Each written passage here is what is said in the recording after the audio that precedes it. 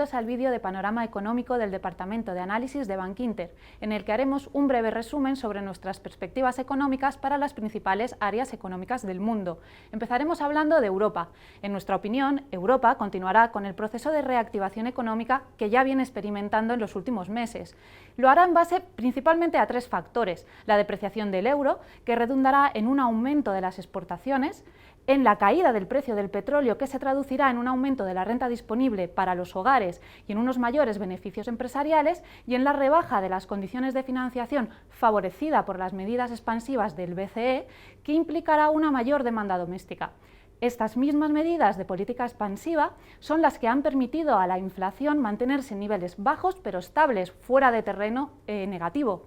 En los próximos meses, en nuestra opinión, la inflación irá de manera muy gradual, también siguiendo una tendencia al alza, en base a la propia reactivación económica, el euro débil y un potencial repunte en el precio del petróleo, de la energía. Pasando ahora a Estados Unidos, la tasa de PIB del segundo trimestre del año parece indicar que la economía estadounidense ha recuperado parte del crecimiento perdido en el primer trimestre. En concreto, quedaba en un 2,3% frente al 0,6% anterior. Además, un estudio detallado de los componentes del PIB demuestra que se ha producido cierta aceleración en el consumo privado y en el deflactor del consumo personal subyacente. Ambos indicadores son muy importantes: el consumo por el peso que tiene en el PIB, alrededor de un 70%, y el deflactor del consumo personal, porque una aceleración en el mismo significa o se traduce en unas mayores perspectivas de inflación a largo plazo. Además, la Fed presta una atención muy especial en este indicador y serán unas mayores perspectivas de inflación a largo plazo junto con un mercado laboral en niveles sólidos, lo que hará que la Reserva Federal empiece la normalización de su política monetaria. En nuestra opinión, la primera subida de tipos llegará más bien a finales de año. ¿Por qué? Porque pensamos que la Fed esperará a tener más datos macros sobre su economía para confirmar la fortaleza de la misma antes de subir, y además seguirá muy de cerca los acontecimientos en China. Pasando a Japón, la economía nipona presenta más dudas sobre su crecimiento. El propio Banco de Japón rebajaba recientemente las perspectivas de inflación y de PIB para el conjunto de año. Las de inflación hasta 0,7% desde 0,8% anterior y las de PIB hasta 1,7% desde el 2%. En emergentes, la estrella de las últimas semanas ha sido China. Toda la atención se ha centrado en esta economía, que sufre una importante ralentización.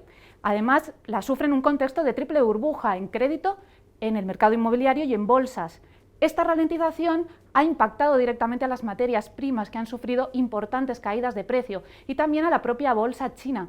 El índice Shanghai A, desde sus máximos del 12 de junio, ha registrado una caída de alrededor del 30%. En nuestra opinión, esta seguirá siendo la tendencia en las próximas semanas. La bolsa china seguirá sufriendo pese a la batería de medidas implementadas por las autoridades del país, que tan solo conseguirán de alguna manera suavizar estas caídas. De hecho, la economía viene sufriendo, parece que incluso más que lo que apuntan las cifras oficiales, que marcaban que en el segundo trimestre el PIB caía o se situaba, mejor dicho, en un 7%, siendo esta la menor tasa de crecimiento desde marzo de 2009. Por lo tanto, Europa continuará su proceso de reactivación económica. En Estados Unidos, la Fed y el debate sobre la subida de tipos que nosotros situamos a final de año seguirá siendo el protagonista. Japón presenta algunas dudas y China seguirá sufriendo, y con ello el precio de las materias primas. Muchas gracias por seguir la actualidad de los mercados con Análisis Bankinter.